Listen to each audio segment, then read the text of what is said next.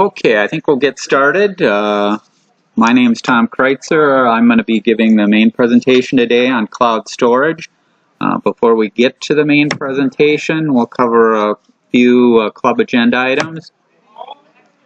Future meetings, we have our next meeting is going to be January 16th in the Caribbean room. And as you can see, we're having trouble getting our rooms. This is the best room that we could get, and we actually had to chase people out of here to get the room in, too. So we do what we can. They won't let us reserve in advance. In years past, we used to be able to reserve almost a year in advance, and we'd get our dates. Now it's 90 days, and we have trouble getting rooms, period. But the January meeting, that'll be how to choose a printer. We'll talk about inkjet, laserjet. If you were at the November meeting, there was a little discussion there. We'll kind of continue some of those things and talk about how you can decide on a new printer if you're looking for a printer there. Another meeting this coming Friday, the MaxSig has its meeting, and they're going to have their holiday food meeting and review some of the Apple things. So if you are interested in that, we ask that you get on. Mike Griffin leads that special interest group. You get on his list, and if you're a retiree, you need to be escorted into the building. So you do have to notify him if you are going to show up for the meeting there. Our officers, our president is Jim Holman. Linda Brown, I don't see Linda here. She's our vice president. Paul Ebert is our membership secretary. I don't see Paul here. Mike Griffin, as I mentioned, is our MaxSig. He's also our treasurer. Stan Miller in back there, he's our secretary. Andrew Petrucci is our communication coordinator, and my name's Tom Kreuzer. I'm a director at large. Members old and new, if Paul was here, you could give it to Paul. Otherwise, you can give it to Jim or myself, and we'll get it to Paul there. Reminder, if you are retiring or changing emails, make sure and get in contact with us, because that's how we send out these notices and other renewals and things like that. If you have suggestions for topics, you can email your ideas. You can talk to any of the board members. We're always looking for people to volunteer to present on hardware or software. Could be something you use at work, could be something you use at home. If you don't want to present, we have a monthly eBytes newsletter. You can write a short or a long article for that. Website, we do publish the meeting slides and the handouts, and we usually try and record the meeting, so the audio here and the screenshots. I'm currently recording that, and I'll put that out on the website in the next day or two. We also have a deals section out there. We have our monthly newsletter is out there, so if you're looking for something or want to see if we've had a past presentation on it, go out there and you can check it out. The PC Club survey, we do an annual survey, and that was sent out a week and a half ago or so, and thanks to the 44 people that have already completed it. If you haven't, we ask that you take a little time to complete it before December 22nd. We have questions in there on topics that are of interest to people, and we also collect some demographics and on the types of machines people have and what they're doing and that, and it's really interesting information. And then I publish it all in a document. It's probably about a 25-page document or so.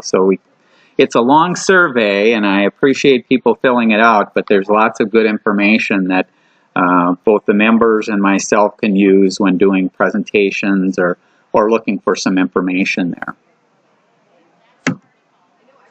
Any club questions before we get to the main topic? Okay. Okay, our main topic today is club storage, and I'll be presenting. My name's Tom Kreuzer, and we got a cloudy day today, dark cloudy day, so I think it's great clouds. Cloud storage is an internet service that allows users to upload files or create new files that can be accessed over the internet from a different device, by the same device, or by other users.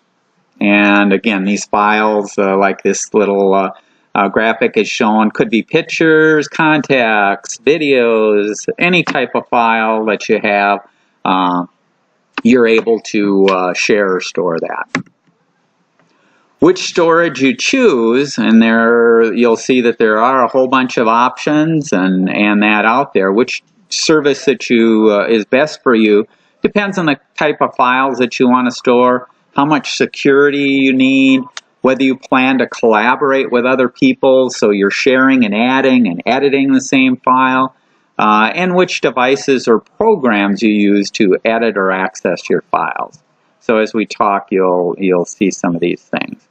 And my major focus in here is how you're doing this at home. I'm not focusing on, if you're a current 3M employee, I'm not focusing on how to share your files, your 3M work files, because that's a whole nother topic, and there's a whole level of security that 3M has around that.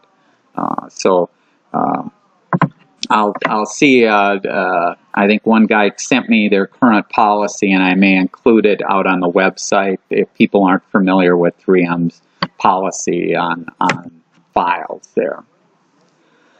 What are some of the benefits of cloud storage? Well, you have syncing or moving between devices and users. So in the old days, you had one PC and all the files are stored on here. And if you lost this, or it stopped working, or was destroyed, the hard disk crashed, you'd potentially lose your files. Now, most of us have multiple devices. We may want to share stuff with friends and family, and putting stuff on, sending it in an email, or a flash drive, or a CD, or a DVD.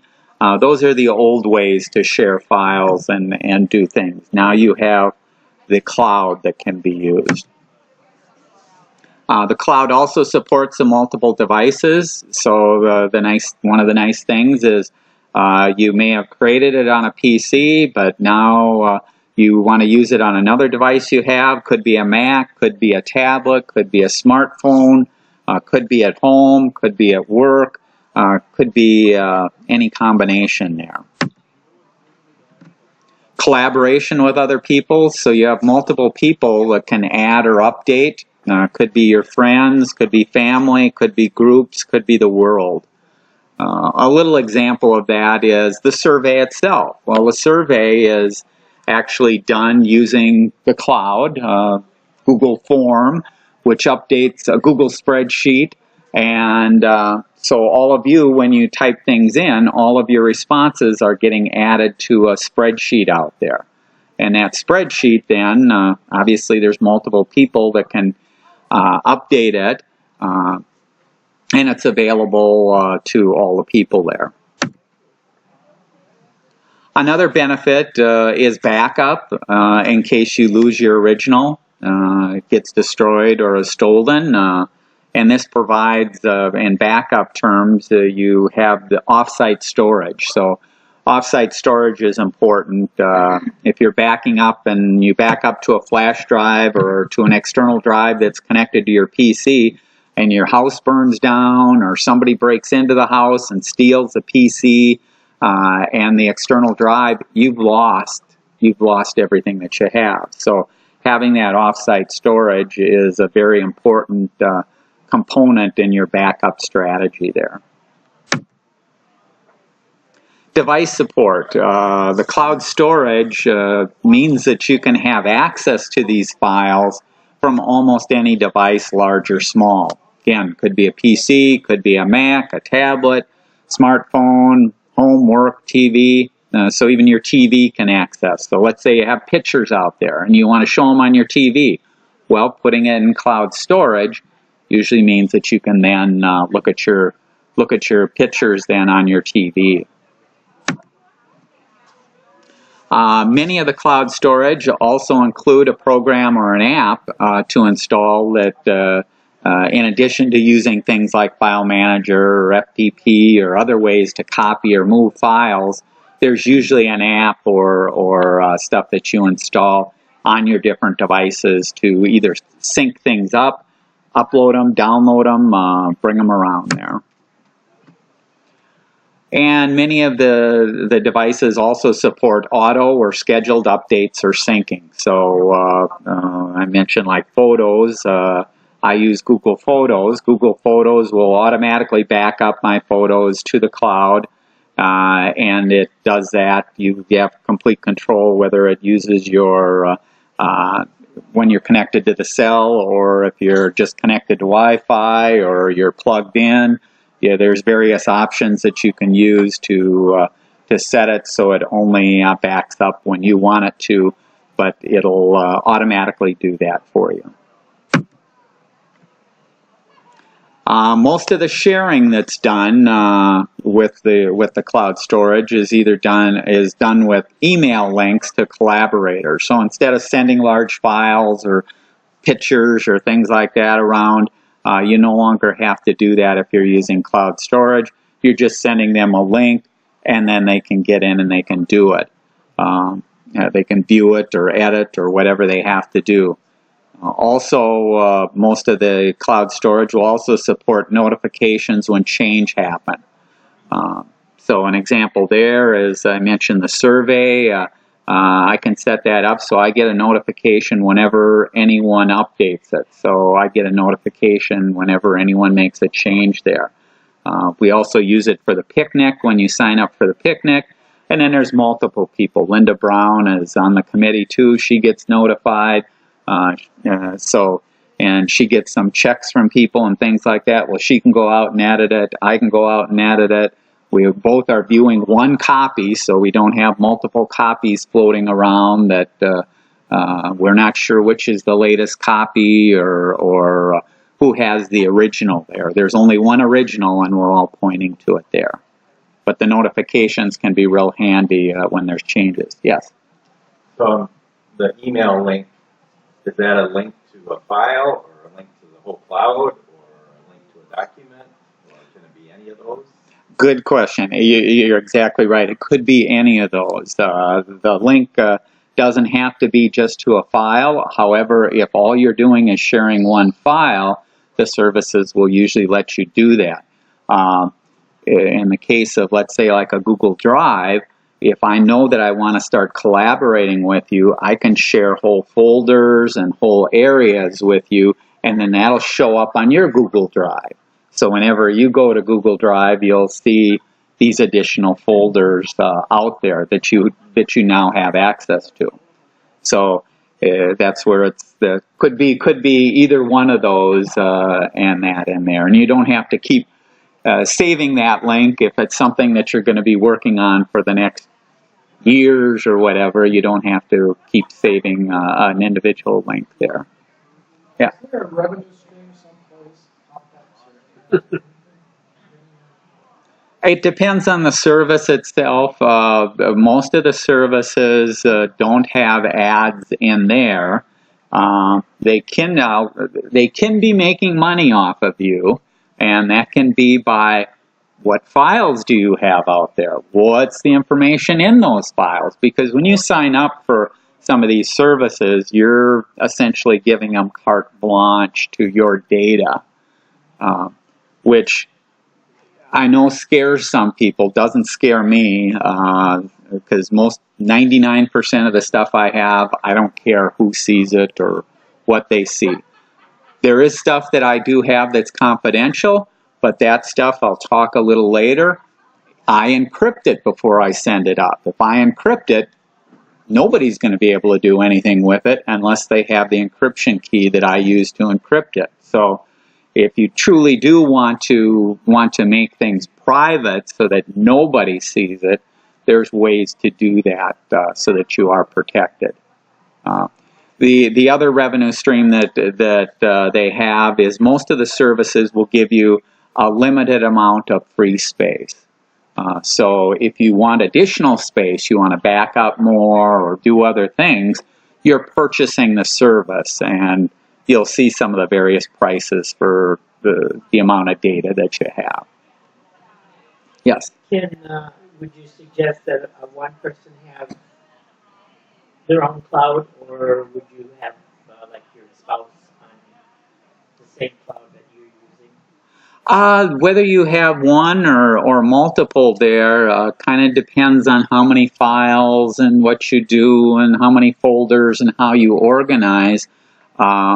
It's kind of like with, if you remember the old days of the PCs, do you create folders under My Documents? And I used to tell people then is start out with it simple. You know, start out with one. If you determine that the two of you are having trouble with one account, then open up a second account there and do it and start organizing and creating things more there. Because even if you have two separate accounts, because you can usually share in that, you can still be having common areas and common files that you see in that. But it does take a little planning and a little a thought process of this is how we want to organize it to make it easy to share, because you don't want to just share one file and you're going to have hundreds of files and they're all over the place in different directories. Maybe you create one directory or two directories where you have kind of this common stuff.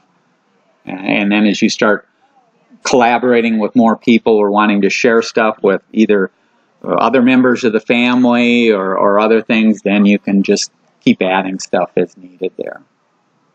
Okay? You're welcome. Cloud security, we touched a little bit about it.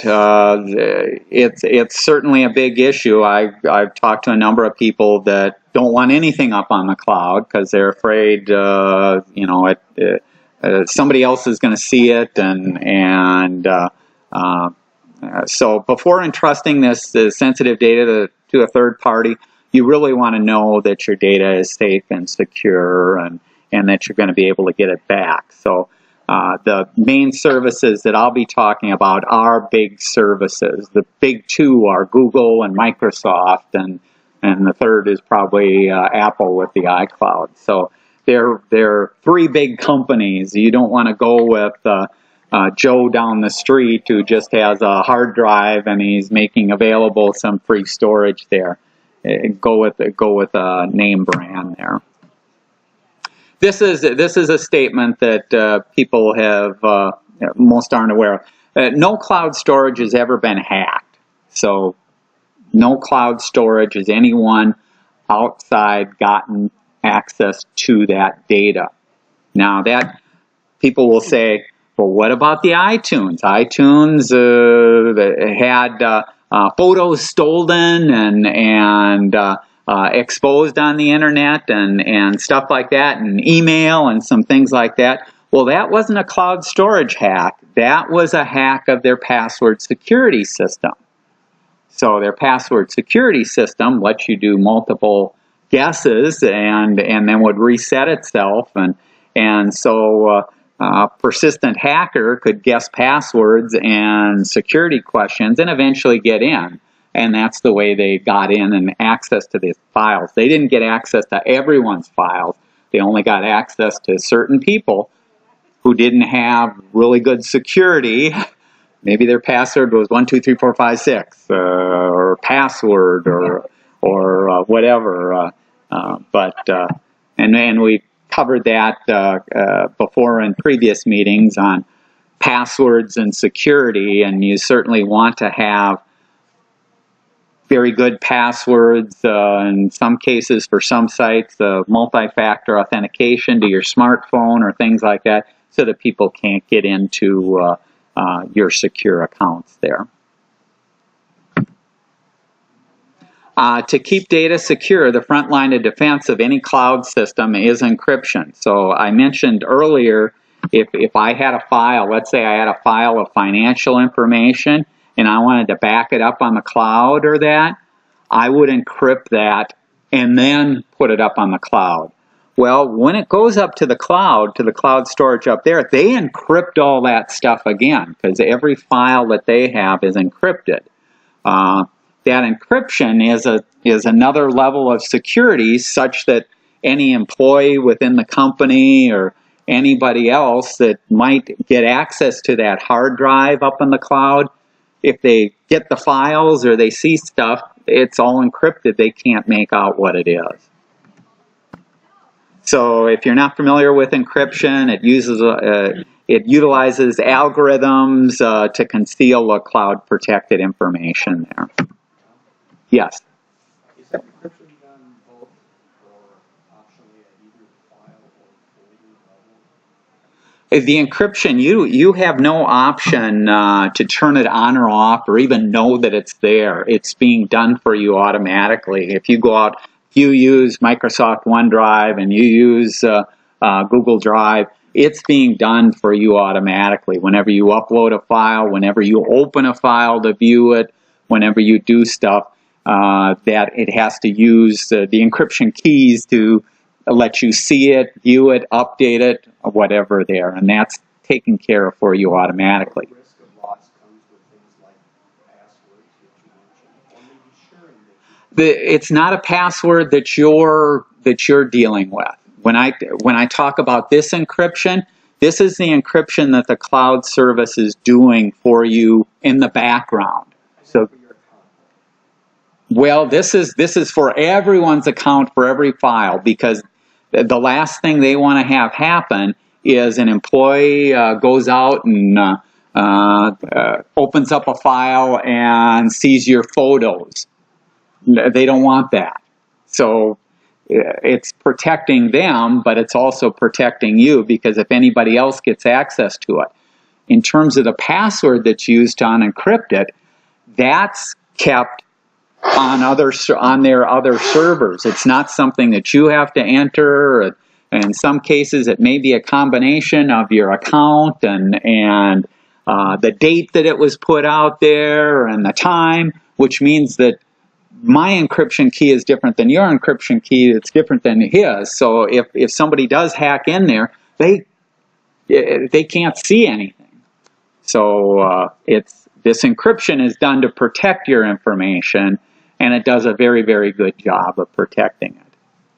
Yes. So if you use like LastPass, is that sort of like using their version of the cloud, or where you store your passwords and you have one master password to get into all? LastPass is an example of LastPass would store your passwords and accounts and that information, and then make them available on other devices and synchronize them. So when you make a change to a password, it's automatically synchronized on the other devices. So yes, the basic account information and passwords are in the cloud. They're in the LastPass cloud. Okay.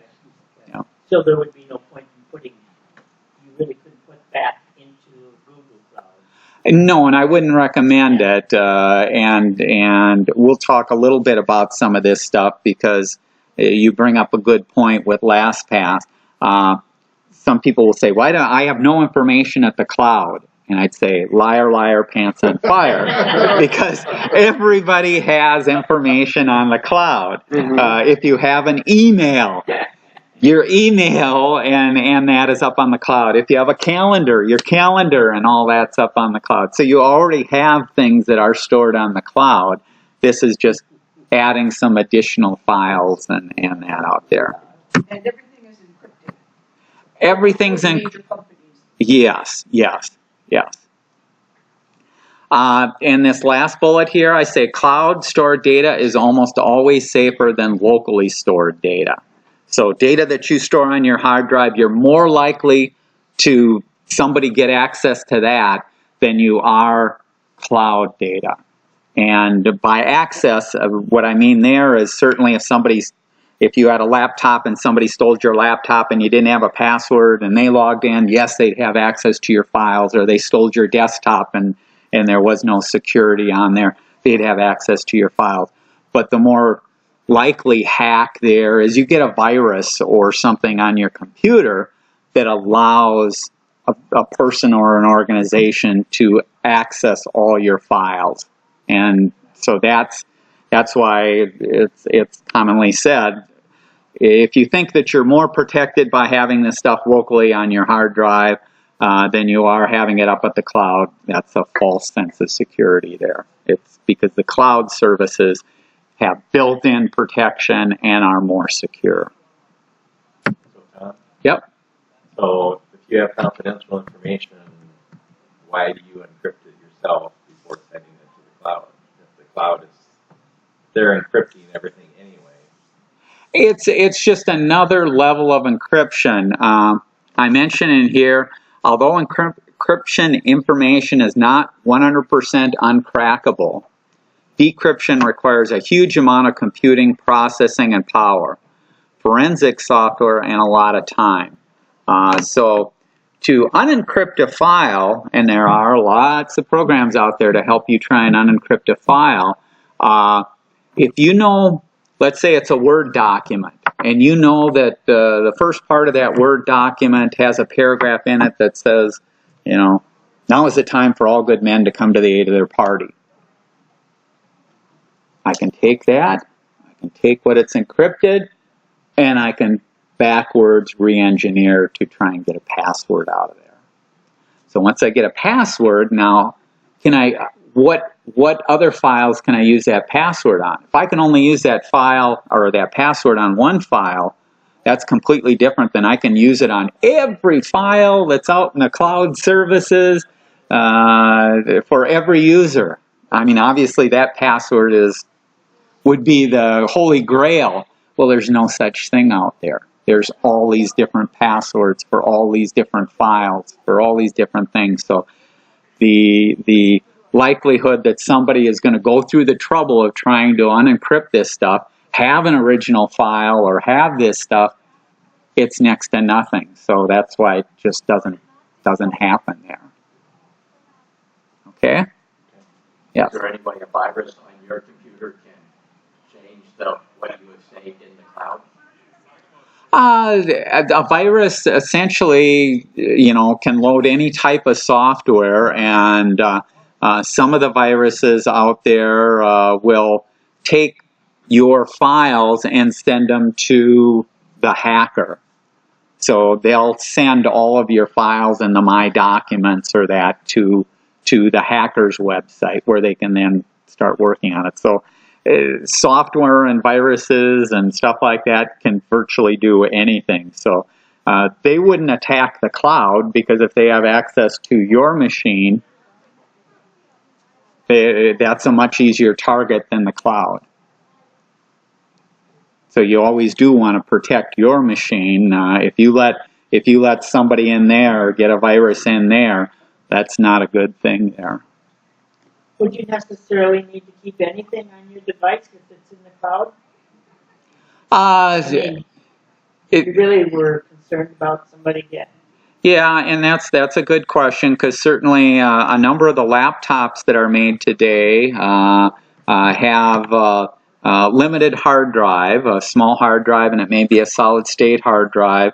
And part of what they're trying to encourage there is to store everything up on the cloud. And certainly there are certain advantages to that. There are certain disadvantages, because the biggest disadvantage of the cloud is I don't have access to the internet at this moment. My network is down, or my provider is down. If I can't access the internet, I can't access any of my files. Is the cloud ever down? The cloud can be down. Now, these hard drives and servers that they're on, they put them on these big server farms that spread your data out amongst multiple servers, so that if one's down, if a number of the servers are down, your data should still be accessible and still be accessed. But it is possible that they be down and you don't have access there. Or the provider goes out of business for whatever reason. An example of something along that lines is the PC Club website. Going back about 4 months ago, I got an email on we have an account for the PC Club that I use to set up the website. That I get a email on this other recovery email saying that the account was shut down, and the 3M account was shut down because it violated Google's terms of use. Didn't say what it was, but it shut it down. If you get shut down, you immediately lose access to everything. Email, Google Drive, our website, everything was shut down, which kind of opened my eyes, because up till that point, for 15 years or whatever, I had been putting stuff out there. I had never backed up anything that was out there, because it is backed up, and I never had a problem with it. We did reactivate the account. They wouldn't say why it was shut down. My guess is they were going through at that time deleting. This was deleting the foreign accounts and things like that. That they must have showed up in some kind of algorithm they had and shut it down, because. But that's another case where you don't want to just have everything there, because if for whatever reason you lost access, or you forgot your password, you were using Google, you forgot your password, and now you want to get back at those files, well, guess what? You may not be able to get back at the files. So backup usually means having it multiple spots. Even if you have a PC that doesn't have a whole lot of space, you can still back it up to an external drive or to a flash drive or other spots. Okay. Okay, types of clouds. You have a couple of different types of clouds. Private cloud, that's a cloud operated solely for a single organization, whether that's managed internally or by a third party, and it could be hosted internally or externally. Usually only available to trusted users on a trusted network. An example of that would be 3M. 3M uses Microsoft, and 3M pays Microsoft for that, and so it manages it. 3M manages it for the organization, but it's really trusted only within the organization there, and they can completely control it. So there's these private clouds out there. Another type is a home cloud. This is a type of private cloud that is set up and controlled by your home network. So most of us, if you do have a Wi-Fi router, most of the newer Wi-Fi routers have a USB port on the back. That USB port lets you connect a hard drive there. That hard drive then can be shared to the other members of the house, or other devices within your house, or even outside of your house if you so choose to share that hard disk space. And let's say you put photos out there, or you put music out there, you can share it there. And it's possible to share a drive, a folder, or a file on a PC. So the PC and Macintosh also have a mechanism within the operating system to do file sharing. And you can do that, but I don't recommend that type, because it's harder to set up than doing it off of the router. Plus, it's a case of if that PC, usually people turn it off, and when it's turned off, you have a problem. Whereas a router, you're usually leaving your router on all the time. And so if you're going to use this to back up all of your machines, or to share photos or share things, you can easily do that by plugging a USB drive into your router there. And then, like I say, there is appropriate management tools for you to lock it down. Who can update? Do they have to have a password? What has to be done there? Okay. Is that the same as what used to be referred to as a network drive? Yeah, it's a network drive. Network drives in the past, though, you usually had to set them up at a PC or a Mac itself, and then share it from there. And like I say, the disadvantage with that scenario is if I turn off my PC, nobody has access there. Or if I'm doing something on the PC that is slowing down the machine, everybody that's trying to access that network drive is going to be slow there, because it's all going through the PC there. So if you set one up like this, plug it into a router, does it then, how does that show up on your home computer? Does it show up as another drive letter? Yes, it can show up as another drive letter, and you choose what to share. And your E drive or whatever. right. And the typical usage, people used to use them a lot more for backing up. So, so if you had 2 or 3 people in the house that had PCs, you could stick a hard drive out there, and then everybody could back up to that drive. And that. So that was the most common usage. And people would stick music out there or photos, but now you've got cloud services. The public cloud has these out there that are cheaper, faster, better, more secure, things like that. So you don't see as much of it anymore, but certainly you can set up your own home cloud to access that. Okay. Any comments on stuff like the NAS global? Not really. I mean, you know, it's all a matter of what people want to do there, and that. This even though there are USB, most people don't even know that they can do that with their router, and you know, so like I say, it used to be more popular years ago, but now because of the other services and that, I wouldn't necessarily recommend it. However, it is an option if you want to set up a backup strategy or things like that. Yes, you can do it that way. I'm using global actually because of the amount of photographic stuff. It would be kind of inconvenient to go back and forth to the cloud. Yeah, and I'm Any computer can get on it, and it's got hot swapping on drive. So if the drive goes, you pull it out, put another one in, never shuts down. yeah, and that I do talk a little bit about some of that stuff later. Certainly, one of the limitations with stuff up at the cloud is the speed. Speed to both send data up and to get data back down.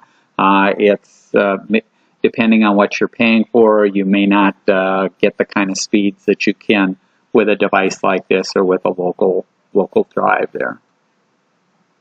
Okay. Well, I guess it didn't quite. The public cloud. So the last type is a public cloud, and that's services that are rendered over a network that is open to the public for use. The difference between the private and the public is usually security. In public cloud, the security is owned by the providing company. They give you tools to maintain and to set up the security, whereas in a private cloud, it's really the owner of that private cloud that has complete control over, gee, I'm not going to let anybody outside of our network access anything in here. You can lock it down and you can be safe and secure there. So that's kind of the difference there. Okay, big reason that people like the cloud is backup.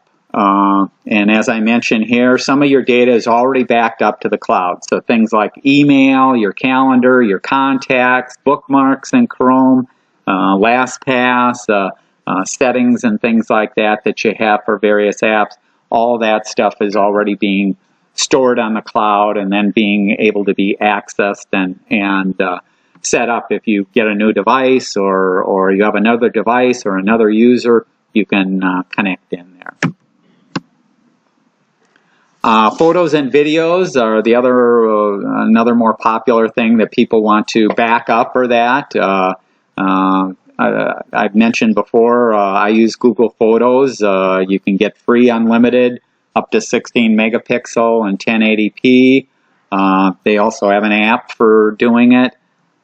Facebook, some people will say, well, I have my photos backed up on Facebook, but I don't really recommend that because Facebook, whenever you send photos up, it reduces them to a lower quality, and it's really not worth, if you had to restore, yeah, it's better than nothing, but it's not a high quality photo there. In the past, we've had meetings on photo editing and Adobe Photoshop and their whole product lineup there. they have online services, and those services vary from $10 to $53 a month, and they'll provide online backup and the editing tools and things like that. You have Amazon Prime Photos. If you're a member there, you can get access to that. Flickr is out there, iCloud, the Apple videos, YouTube, all the recordings from the PC Club. I put all of those up on YouTube, and that's free to put them up there, and then I can share them and put links on our website where all you guys, if you watch them, you're watching them off of YouTube there. And there's many others out there for photo and video there. I also recommend another app. If you're not familiar, your text messages are not backed up. So any text messages that you have on your phone, if you just had them on your phone and you lost your phone or it stopped working, you'd lose all your text messages. If you got a new phone, you'd be starting over. One of the ways is to use this app, and this app, it's called SMS Backup. It'll take your text messages, and that includes your attachments, so it can be photos or whatever's attached there, and it'll actually back them up to your email. And you can go out and actually look at them in your email if you want, and things like that. But the advantage there is if you're getting a new phone or things like that, and you like to set that up yourself, and that you can use SMS Backup, make sure everything's backed up, use SMS Backup to restore it onto your new phone or another device, and now you have access to all your old messages and things like that. If you're with Republic. No, you can be with anybody. No. If you're with Republic, they have this Anywhere. They do your text messages on this app called Anywhere. And they appear on your phone, on your tablet, on your computer. It's all one, so presumably it's up on the cloud and backed up. Yeah, Anywhere is if your phone, if you back your car over your phone, it's still just as your text messages are just as available on your devices. And if you've never backed up your messages, if I have an Apple phone and I get a new Apple phone, well, because I have the old Apple phone, what you can do is you can take the data off of here and put it on your new phone. So, people will say, well, but I've always seen my old messages. Well, that's because you've had your old phone. But if I took your old phone and smashed it and destroyed it, and then said, go buy a new phone and set it all up, you wouldn't have access to your messages. Okay, cloud backup can work on all of your computer files. So some of these other apps, you're just talking about photos or videos or messages there. A cloud backup, you can choose the whole drive if you wanted the whole drive, certain directories. It's not just synced folders or one or two things that are being backed up. You have complete control over there. It lets you pick your documents and put them out there. Backup is a little different than file sharing, because file sharing, you're putting them up there so that they're easily accessible either for yourself on other devices or other people on other devices. Backup is what the name implies. It's for backing up.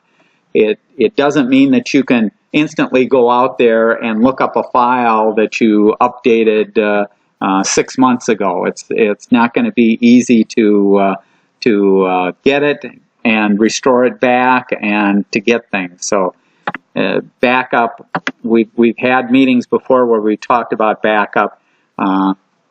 Backup is gonna put this gigantic thing up in the cloud, but it's not meant for sharing, let's say, with other people or with other things. It's purely meant as a tool for you to back up and then be able to restore if there is a catastrophe or a problem.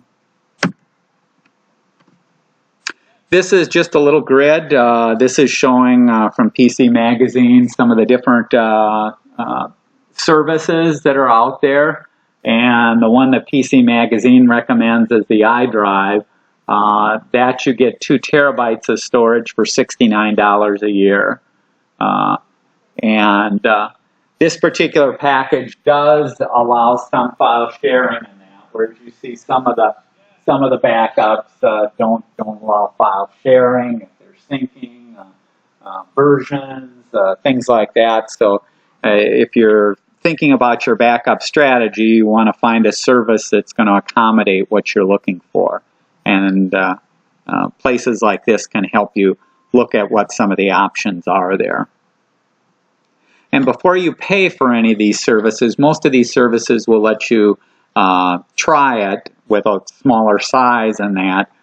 So I highly recommend you try it and make sure both backing up and restoring that it works the way that you need it to work and that you'd like it to work there.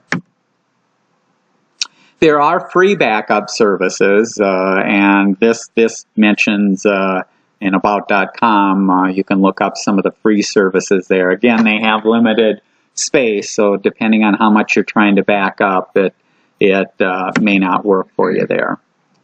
And I'm not talking about everything in backup, but we did have a meeting in June of 2017 on backup, and we went into, I think Jim gave it there, and he went into a lot of details, or we went into a lot of details there. And one of the most important things there is the rule of 3, or the 3-2-1 rule. Have at least 3 copies of your important files. The original, a backup, and a backup of the backup. More copies you have, the better off you are, because eventually you will lose files or have problems and you'll want to restore stuff. You accidentally deleted files or you changed something or whatever. You want to make sure that you have it. Backups should be on at least 2 different devices or services. So we've talked about locally, you have a copy, well, the cloud's another device or service there. And an external drive is another device or service there, so you can do things. At least one of the devices or services should be in an off-site location. So you don't want to have, I know people that have a flash drive in their desktop or laptop, and they go, that's the way I back up my machine. And I said, well, over the years I've known 2 people that have had people break into their apartments, and they took everything that was on their computer table. You lose your backups. What good's a backup if the person who stole your computer took your backup?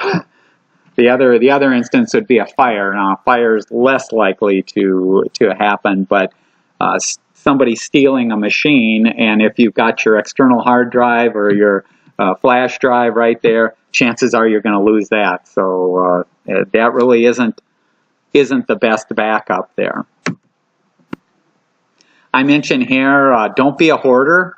Don't keep every file or photo you've ever had. So it's easy for people to keep every document they've ever worked on and every file and multiple copies of their photos and things like that.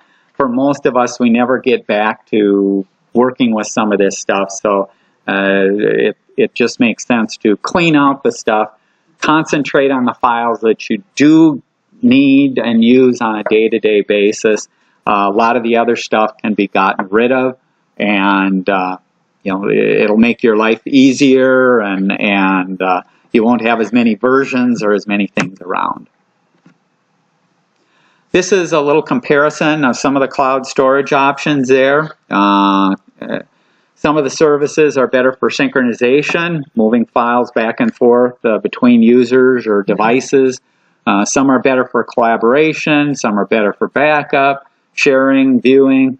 I recommend try the free versions, because every version there, or every service provider does have free levels there that you can try. Try that before committing. So I mentioned here, like Google Drive, you get 15 gigabytes, Microsoft OneDrive 5 gigabytes, Apple iCloud 5, Dropbox, and you can see the price for some of these, and this is where, typically if you did have quite a bit, you're getting up into the $100, $200 a year, and that certainly can add up in a hurry there over a 5-year period. Are you paying $500, $600? So figure out what you need and how many files and what's important and what are some of your options there. And things like Google, if you have it out on Google, well, Google Doc formats don't count towards your file size. And if you have Google Photos, the sizes don't count towards your, if you have less than 16 megapixel and 1080p, it doesn't count towards your size either. This is just a quick comparison there. Google Drive, free collaboration and integration with Google tools.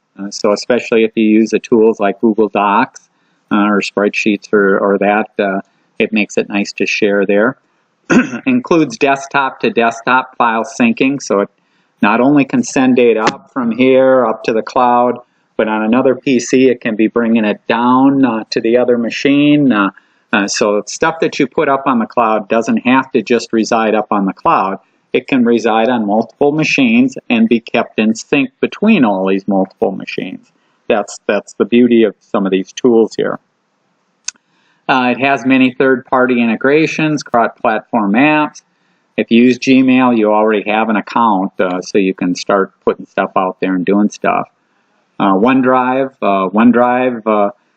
comes with Windows and Windows 10 integration and Office 365. Has a whole bunch of features, and if you have purchased a subscription Office 365, you get 5 terabytes of free storage. iCloud, the Apple iCloud, it's a must-have if you do use Apple products. So an iPad, an iPhone, all of those backups are to the iCloud and that. So I have an iPad, I have an iCloud, and I back things up there. So I'm not just using one cloud, I'm using multiple clouds because I'm using the best cloud for the best situation, for the best device there.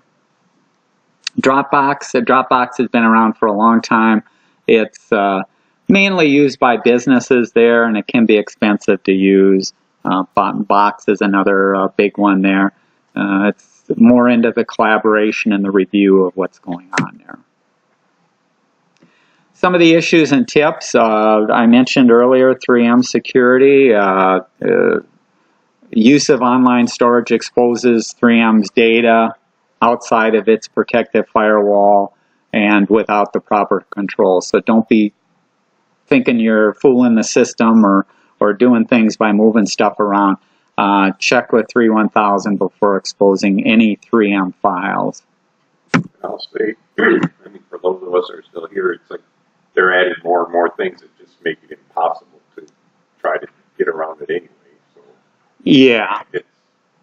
You're best to play within the rules that are out there, and yes, it can be frustrating not able to move some of this stuff or to use a flash drive or do things like that, but actually they're doing it for good reasons, because once you put stuff out on a flash drive or in some of these services, or to try and send it in an email, all of a sudden you've exposed 3M's corporate data, and we can't get it back.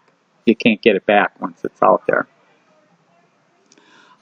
This is getting back to one of the comments earlier. Internet connection speeds usually are much slower to send than to download data. As an example, I have CenturyLink. I have the 40 megabit down, which is only 5 megabits up. Now, most people think that their speed is megabytes. It's megabit. So 40 megabit, since there's 8 bits in a byte, that means that if I wanted to send 100 megabytes of files up, it's going to take about 3 minutes to do that. And so it's not as fast as a flash drive or a hard drive that's in your machine. It can be slower, and it will be slower there. This can take transferring large files much slower than an external hard drive or a flash drive. Typically, these things are run in the background at night or things like that. If you keep turning your machine off and you have large amounts of files that you manipulate, and then you turn your machine on, you'll find that your machine is just barely crawling when you turn it back on, because it's trying to sync and trying to move all this stuff up and down. So you don't get any of these services without some overhead of checking the files, checking the network, moving files back and forth there. The services are usually smart enough that they're only doing incremental changes, so only if you've changed files, but still it can slow down your machine and use your bandwidth there. On all of these services, there is security. You have to decide how you're going to make it available. So if I put something out on Google Drive, do I just want Chuck as an example to access it? Well, if Chuck has a Gmail account, I can limit just Chuck to have access to it. If Chuck doesn't have a Gmail account, I have to start making some decisions. Do I open it up for anyone in the world? Do I open it up only to a person that has this particular link? So I can control some of that stuff to make it so that it's not quite as easy for somebody to get access there. But you do have to figure out what you want, and whether it's going to be a whole folder or an individual file. You have to figure out what you want to do there. And I mentioned earlier, if it truly is something that you want to make sure nobody is ever going to be able to read, but you just want to have it backed up, you can do your own encryption and encrypt it before you sync it or send it up to the cloud there.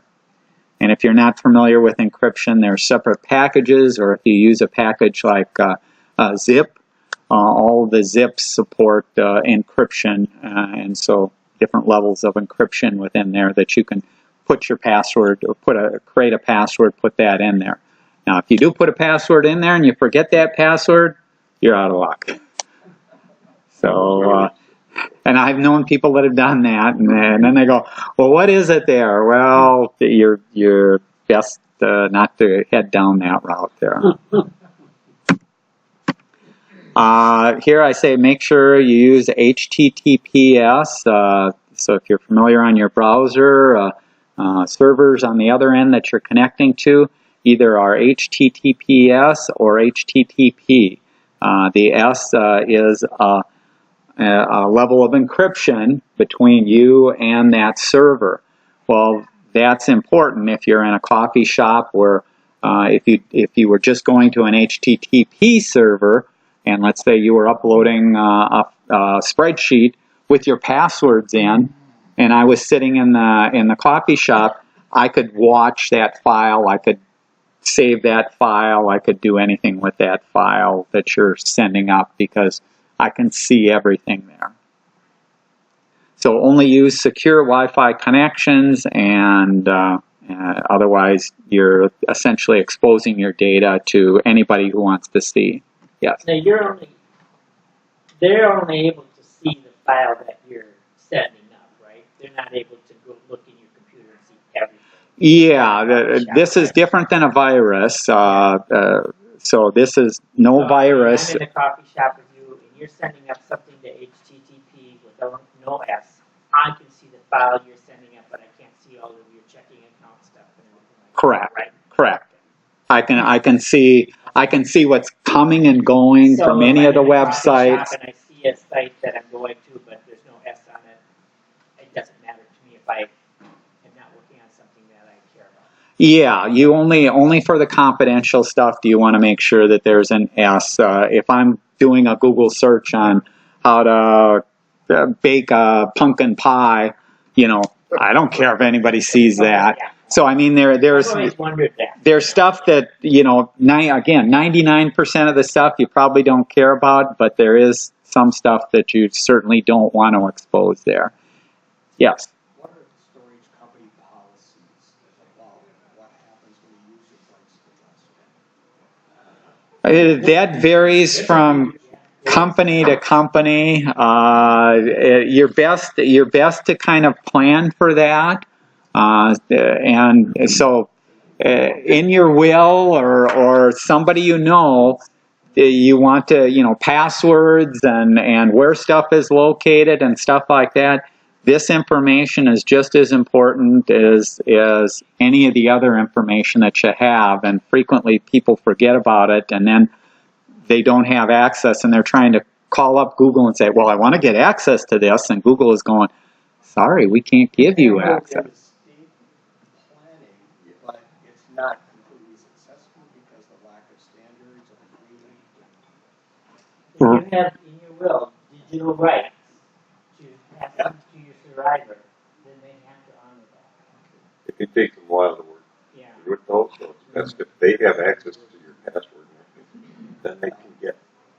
Yeah. There's ways to set it up so that And it gets trickier with multi-factor authentication. So in addition to the password, you need the phone. And if you don't have the you know, if you can't get into the phone, then Marriage descendants, personal representatives have to keep your phones working, your computer accounts, pay the bills, keep it all running. right, right. That's the plan for it easiest. and let them know what they need to get so they can get it important. But don't just assume that these companies are going to give access because you say, well, they died. Well, the company, I mean, I could call in and say I'm Chuck Scott, a relative there, and I need access to his deal. They can't legally do that. So, Secure place, you should write a letter of instructions with all that information on it. right. Make sure it's secure. Yeah, that somebody has access to it and knows how to execute it and things like that. That's why it's important for things, you know, myself, I probably have in excess of 300 passwords. Well, the only password that I need to pass on to a person is my LastPass password. And then that has all of my accounts and all of my passwords in there. So I don't have to give somebody these 300. And because if I gave them the 300, you should be changing that on a routine basis. You shouldn't just leave them stagnant all the time. And so you want to be using a password manager, and that's certainly one way to do this. But nowadays, even if you have the password manager, again, somebody would have problems with some of my financial banking stuff because that has multi-factor authentication. It uses my phone. And so if they don't have access to my phone or know the code, that's going to be a problem. So you have to kind of think through some of these things and set up But contingencies. way you could get around that, if you do have the digital rights, you could go in LastPass, go to the Wells Fargo, to their account, and change the phone number to your phone number. Correct. Yeah. If you have that, it's only if you didn't have that. Yeah. It's resetting the passwords, but even some of them, like if I attempt to go into my Fidelity account, nobody gets into my Fidelity account unless they put in the 6-digit number that Fidelity sends every time. So guess what? You don't have the phone, you ain't getting in there. Yeah. Well, some sites are smart enough to allow you to have more than one cell phone. So I try to put my wife's cell phone number in there and my cell phone. And then when they ask you, where do you want us to send your code? I could say, well, my number, or she could say her number. Yeah. Some of them aren't that smart. And there's only one phone, and you're right, that phone's gone. And then some of them let you use an email also. Yep. So I mean, but it's good to plan those things because, you know, unfortunately things happen, and then you're scrambling to try and see what you can get access to. Okay. Yeah. Most cloud storage does support versions and logging and restores, so that's an extra added advantage of that you usually don't have on your PC. Once you overwrite it, you kind of lost it. Windows 10 has a feature I'll mention here called Storage Sense. Storage Sense can free up space on your hard drive by moving the files to OneDrive. It's a service that if you haven't touched the file and you set the number of days in 1 to 60 days, it'll automatically move it up to OneDrive there and leave a link on your local drive, and you can turn that on or off or do things. It's more important for the laptops that have limited hard disk space or you just want to utilize some of this stuff a little more.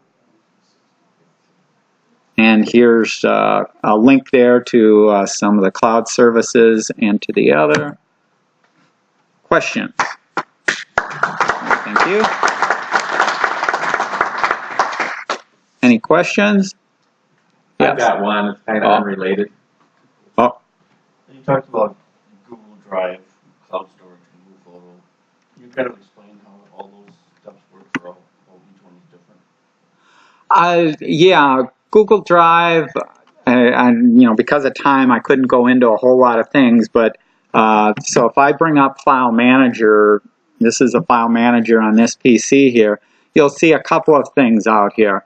So Microsoft, in its OneDrive, it puts a device out here called OneDrive, and you can have any number of folders and any number of things, and this is where the syncing is taking place. So you can choose to use your files here locally or from up at the server, and it'll automatically keep the things in sync. Google Drive, similar type of deal. It's not an individual device, but it shows up as a folder out here, and I have all of these things here. And there's a service that's running for Google Drive. It's, well, it tried to do this, but it can't connect. And the reason it can't connect is because 3M has blocked it. 3M has blocked it. It does not want people using Google Drive here at 3M. But I can get to it another way. Yeah. So this. And from a security perspective, though, it is a different access. Yeah. This is how it looks. Files and folders out here. This is the PC Club account that I'm currently logged in as, and that's what it shows. And you have drives and directories and things like that out there. But this is I can upload files here. I can download files. I can create new files. So I can manipulate it that way for the files themselves. When you start talking about other things, so let's go here. So if I go here, I'll go to Google Photos. So Google Photos, this is the Google Photos for the 3M account here. And these are all the albums that are out here. So all the various picnics going back to 2004. We have all the photos here that were taken over the years. And so I can go out here again. I could upload more if I wanted to upload them, or I can download them if I wanted to download. I can create new albums, edit them, things like that. But that's kind of the ease that you have. And again, this would be on any device from anywhere. I can access these things. Google Drive is basically just like a master folder, and you have other folders inside of it. But Google Photo is totally outside of Google Drive. Yes, Google Photos is a separate kind of a service that Google has just for photos and videos and extra tools there. And that's where you see some of these other services there. It isn't just one giant file or one giant folder there. Okay. My question's not really related to this, and so I can might ask it some other time. Any other question? Amazon Prime Video. We live in the country and we have very limited data on our internet plan, and when we download movies from or watch movies from Amazon Prime Video, it uses up a lot of our gigabytes. And on Netflix, you can lower the quality of the video so you don't use up so many gigabytes. But I don't know how to do that on Amazon Prime Video, or if it's available at all to have a lower def image coming down the line instead of their big high def one that eats up all my data. Yeah, that I'm not sure on there, but I've heard of other services where in some cases you have to go in and trick it. So you have to almost go to the device that you're using to download and tell it, I only want 720, and then it defaults it.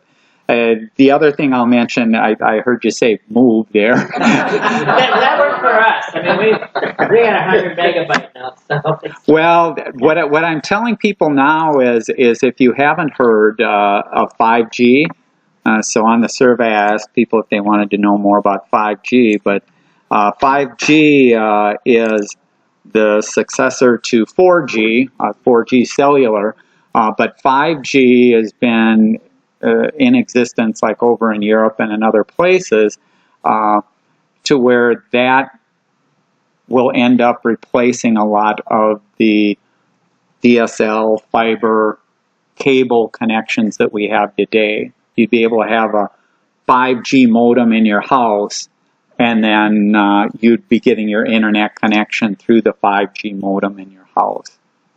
And because the cost and the speeds they can get are upwards of 1 gigabyte there.